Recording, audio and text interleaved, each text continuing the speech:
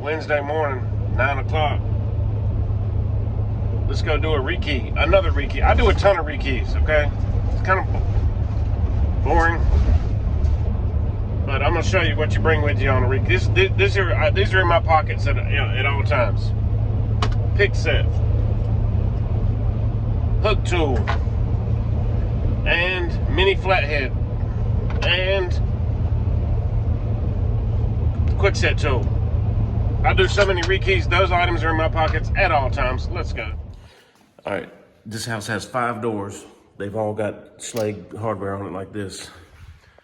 So I'm not gonna bore you with all taking it off, but I'm gonna take the hardware off, the cylinders off, put them in this box, take them to my van, rekey them, key them alike, put them all back together. I'm gonna fix some latching problems that I've already noticed, and I'm gonna get paid and I'm gonna leave. All right, there's all the locks. The lock's in the box. Wow, also this house has a ton of latching issues. This is like brand new, really nice house.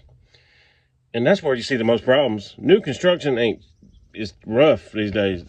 I mean, the doorknobs don't even latch into the holes. You know, they've been using the deadbolts to hold the doors shut. I mean, come on. But I can fix all that, no problem. I'm gonna charge a little extra to do it, but we get them right. So I'm using this code machine. I've been having trouble with my duplicator, so this is how you cut a key on a code machine. You got your space knob and your depth knob. All right, that's the 2 things this machine does. You get it to number 1 and get ready for your depths. Go to the next space, next depth.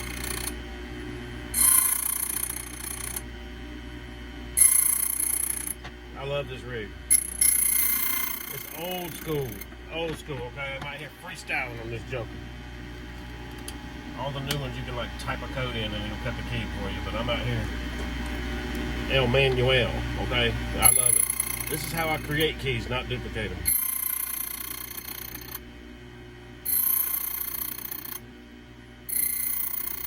As you can see, I've cut thousands on this. I even know that it's off a little bit. Oh gosh. I even know that this machine's off a little bit, and I'm making up for that on my tick marks. All right, here's all the cylinders. There's 9 total. This is the floaty cap Schlage. It's nowhere near as nice as it used to be, but anyway, I'm just popping the clip off the back of this one. I'm taking the existing key, which I forget which one that was. Okay, it's that one. Sticking my following tool in the back of it. There's the old pins. Dump the old pins, put the new key in, and start loading your new combination.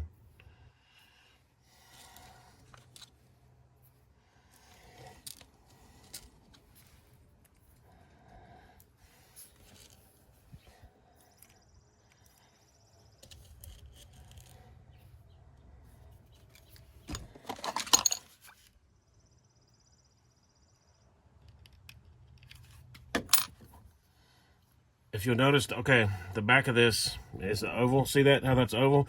Well, guess what? You have to have that oval facing up so it'll catch the pins that are in the top. It's hard to explain, but watch. You have to do it like this. It's the only way. You ain't getting in there no other way. It's the little stuff like that I'll never talk about that I'm doing like without realizing that I'm doing. All right, one's done. I'm gonna just pop another one out while we're right here. I never take my hand off that clip or they'll go flying. Okay, that's the wrong old key. Let me that one. And see, you've got to turn it to get the oval lined up with the top of the Bible like that. Or the floaty cap, whatever you want to call it. Old pins, gone. New pins going in.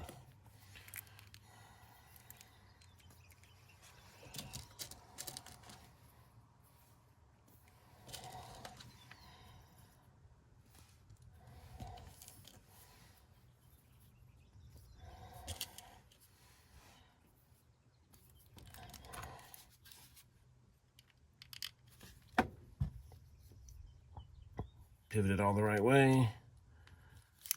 Get it in. Okay, second one's done. You see? All right, I'm gonna continue on. I got more to do, of course. Then basically, I'm gonna spend more time on latching than anything. deadbolt cylinder's got a little spring-loaded pin right there. I'm going to push down on that and unthread this cap.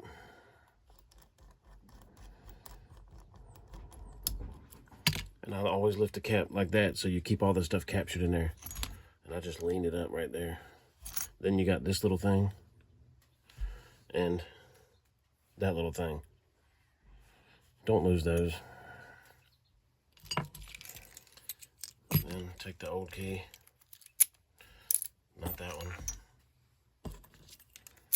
Turn it. Get the old pins, dump them. Load the new pins. Just like we've been doing, no different.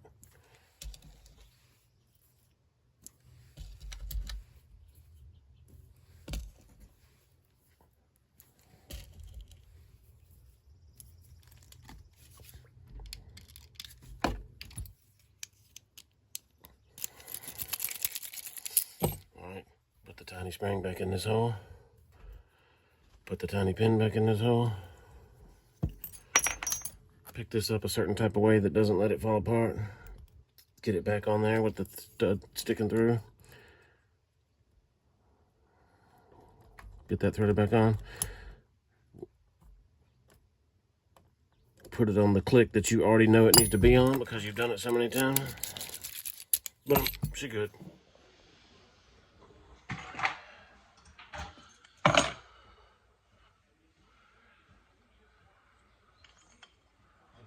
Hey. I can move if I need to, and if I'm gonna be 30, 20 more minutes. I really need to get my truck to the very back. Okay, that's fine. That's fine. I'm moving right now. I'll put it on the street. We got me, the glass man, and now the yard man all coming at the same time.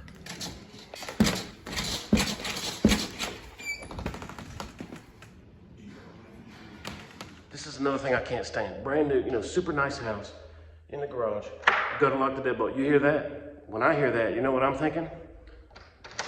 I'm hearing the deadbolt hit the wood. That means it's not going out far enough. If a deadbolt doesn't go out far enough, you can just break in with a screwdriver and push the bolt back. I'll show you. Here's what I'm saying.